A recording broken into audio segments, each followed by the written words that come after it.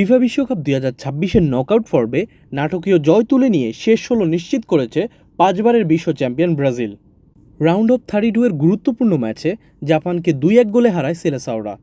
নির্ধারিত সময়ের শেষ মুহূর্তে করা গোলেই নিশ্চিত হয় ব্রাজিলের জয়, আর সেই গোলের সঙ্গে সঙ্গে উল্লাসে ফেটে পড়েন ঢাকার ব্রাজিল সমর্থকরাও।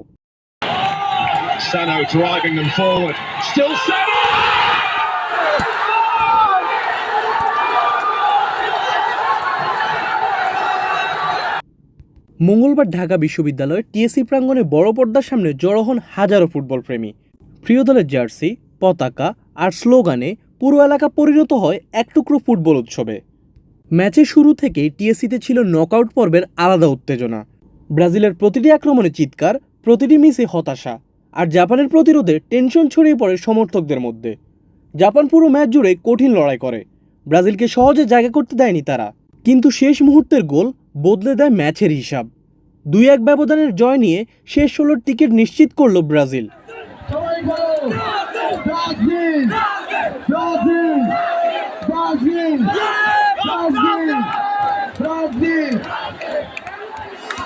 ম্যাচ শেষে ঢাকা বিশ্ববিদ্যালয় ক্যাম্পাসে শুরু হয় উদযাপন।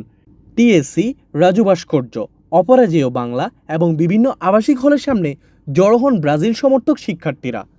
ব্রাজিলের পতাকা হাতে আনন্দ মিছিল বের করেন তারা।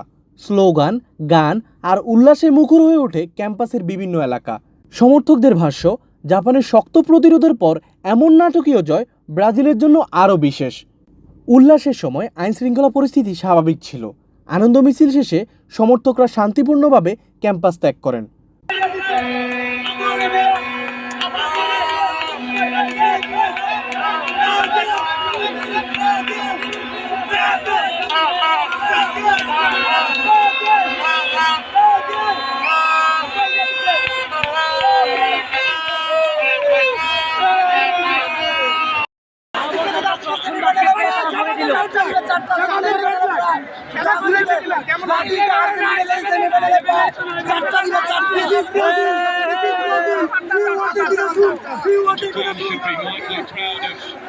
ব্রাজিলের এই জয় ঘিরে সামাজিক যোগাযোগ মাধ্যমেও ডাবি শিক্ষার্থীদের মধ্যে ব্যাপক উচ্ছ্বাস দেখা যায়।